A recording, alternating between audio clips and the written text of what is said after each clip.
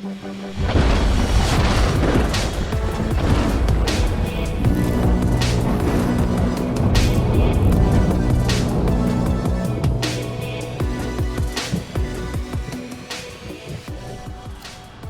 everybody, this is Brett Hammonds with Protec Equipment Resources, and welcome to another episode of Brett's Bites.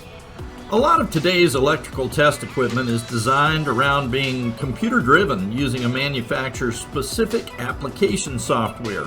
And in the case of where someone is performing tests using the Doble M4000 or M4100, we're talking about controlling that test equipment using a computer that has Double Test Assistant or DTA software installed on it. We've got to be a little bit careful though about our expectations relating to this software since there's more than one version of it. As you might imagine, DTA Basic would be more of a foundational version of the software with all of the essential functionality necessary for performing power factor tests. The professional version, on the other hand, is more feature-enabled version of software with a few additional bells and whistles that could potentially be critical time savers. I want to bring an awareness to the differences between these two versions of software so that you can make informed decisions about what you might value in the way of features and which one of these software versions will be most useful for you. So, for the next few minutes, let's talk about the difference between the basic and the professional versions of DTA software. To get us started, let's look at what I might refer to as one of the most glaring differences between the licensed DTA Pro software and the DTA Basic freeware. It relates to access to pre-programmed test sequences. I say that it's one of the most glaring differences because it seems like something that I'll get more commonly called about. Someone might say, I can't select an apparatus. They're all grayed out, all except for miscellaneous. Well, this is my first clue that a person is using the DTA Basic version when they were expecting the functionality and ease of use that would go along with using DTA Pro. This is foundational to most of the differences that we'll talk about between these two versions of software. Unfortunately, what that could mean is that we're not able to perform the testing that we had hoped to accomplish because we don't have access to the pre-programmed set of tests for the apparatus that we're wanting to work on. To be clear, someone that has DTA Basic can perform power factor testing without having a pre-programmed set of test sequences for a specific type of apparatus. But on the other hand, if they're going to do so, it'll take a bit of time to set up those test sequences and a clear understanding of the installation system for the type of apparatus that they're going to be testing.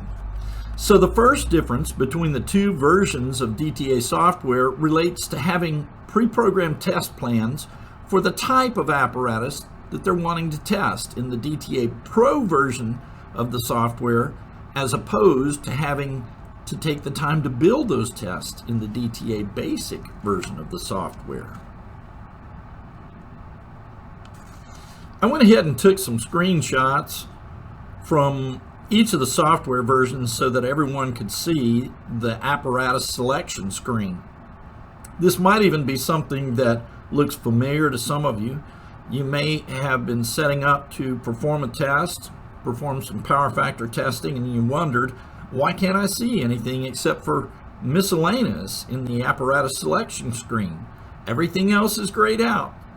So you can see on the left-hand side of the screen that all of the options are available in DTA Pro, including a variety of transformers, circuit breakers, rotating machinery, and more.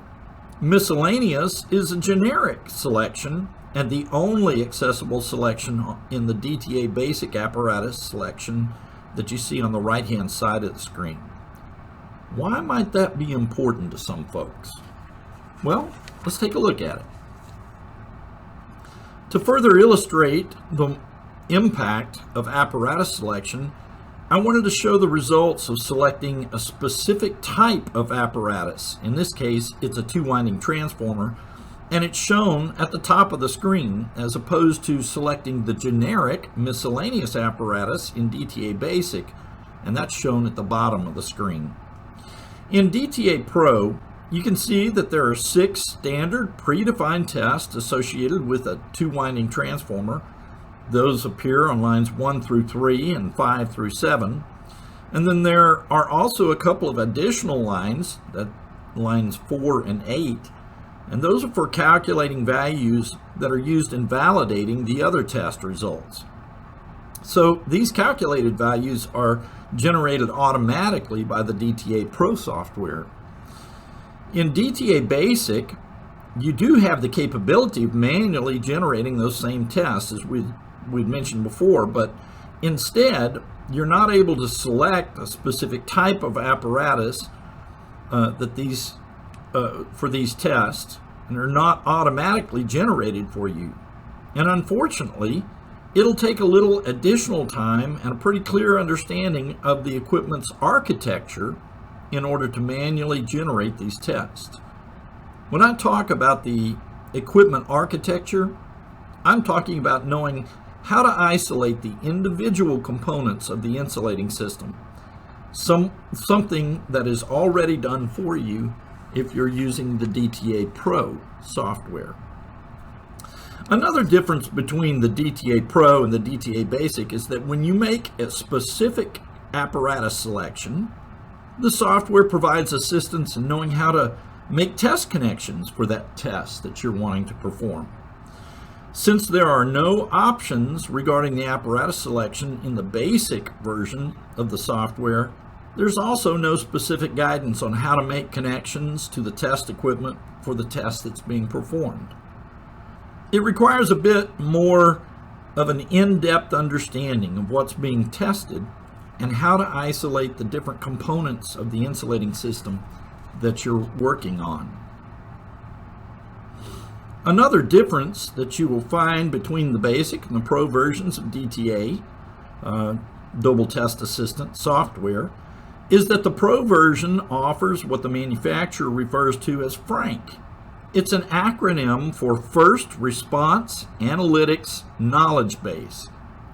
Yep, you're exactly right. FRANK is a lot easier. FRANK is an artificial intelligence that assists in analyzing the test results. And in so doing, it provides something of a grade for the test results at the completion of the test.